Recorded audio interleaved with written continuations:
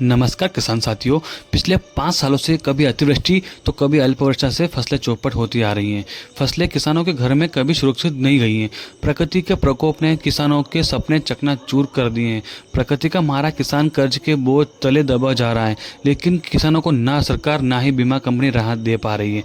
जिसको दिया मासूम बच्चों की तरह गोली बिस्कुट देते हैं वैसे ही दिया है, यानी कि ऊँट के मुँह में जीरा के समान तो कोई किसानों को दिया ही नहीं है। कई किसानों के खाते में तो फसल बीमा की राशि पहुंची नहीं है, और जिनको दिया है उनको भी बराबर या पूरा नहीं दिया है।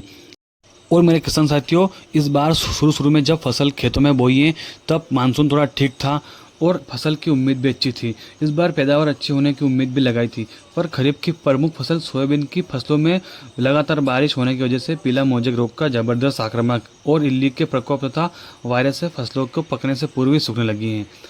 फसलों तथा गत वर्ष की राहत राशि फसल बीमा और ना ही मुआवजा मिला। प्रकृति और सरकार का मारा किसान बर्बादी के चौराहे पर आ गया है, लेकिन सरकार और प्रकृति के आगे मजबूर किसान ठगा गया है। मतलब मेरी जो कहानी, मैं जो बातें कर रहा हूँ किसान साथियों, वो किसान के ऊपर सटीक सजगता से ही बोल रहा हूँ। किसान साथियों, मैं किसानों के हित में हमेशा बोलता आया हूँ और आगे भी किसानों के हित में ही बात करूँगा।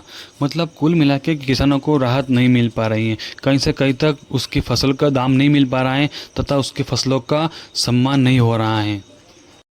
खरीफ सीजन की फसल सोयाबीन, उड़द, मूंगफली, मक्का आदि फसलों में जबरदस्त पीला मोजेक वायरस व अन्य रोग के कारण किसानों पर दोहरी मार पड़ रही है। प्रारंभ में बरसात की लंबी खींच और पीला मोजेक वायरस के चलते समय से पूर्व ही सूख चुकी फसलों में सोयाबीन का दाना भी नहीं पक रहा है। अफलन हो जाने से किसान दुखी हो गया है। पहले ही किसानों ने कर्जा लेकर महंगे दाम पर बीज बोया है, खाद लाया है और महंगाई के चक्कर में वह उल्टा फंस गया है। अब उसे लागत मूल्य तो ठीक, पर आज स्थिति ऐसी हो गई है कि निंदाई गुड़ाई एवं ट्रैक्टर से खाद के रुपए भी नहीं निकाल रहे हैं।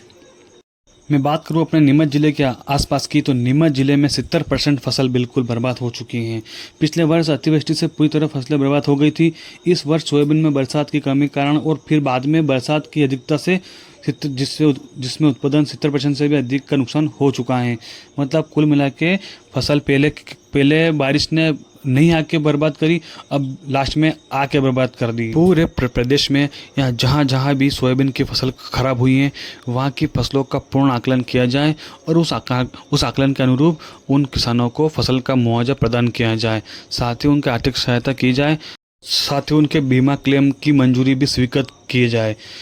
धन्यवाद किसान साथियों, हमारे यूट्यूब चैनल में पूरा वीडियो देखने के लिए धन्यवाद। हमारे साथ हमारे यूट्यूब चैनल पर बने रहें, आपको सटीक जानकारी प्राप्त की जाएगी और साथ ही नीमच मंडी के संपूर्ण भाव की जानकारी भी आपको दी जाएगी। धन्यवाद।